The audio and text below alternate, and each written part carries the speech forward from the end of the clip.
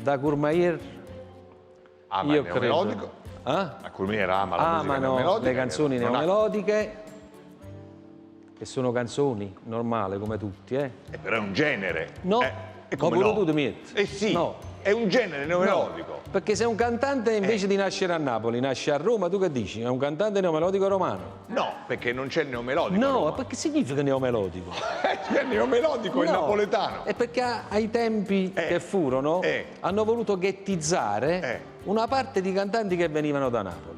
E quindi da una parte significa nuova melodia, che dovrebbe essere un complimento, da un'altra parte significa cantante di serie D.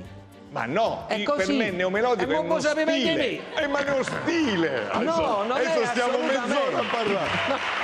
Non è assolutamente È uno stile. No. Perché? Perché se il cantante napoletano canta in lingua napoletana Sì. è neomelodico. Se un cantante romano canta in romanesco, non è un neomelodico romanesco. No, non è un E neomelodico. qual è lo stile?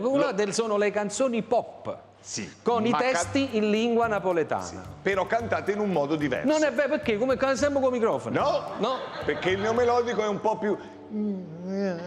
Ma no, quella è un'altra cosa. questo è un po' così, un pochetto. No, è così. Tu Non è così. dimmi una frase napoletana normale. La canzone tua. Annare, come ci fatta sta lontana te. Perfetto, io non parlo bene napoletano pur avendo la moglie Però napoletana. hai la moglie napoletana. Annare, Perché? come Ma perché? fatta sta vicino a te. No, Questo è così. Non è così. Non l'ho fatta così. Non l'ho fatta così. E cioè, è proprio il preconcetto. Non è sbagliato. Annare, come ci fatta sta lontana te. Ok, non è neomelodico questo. No. Ma annare. Ma perché chiudi gli occhi e fai sta parte? Perché?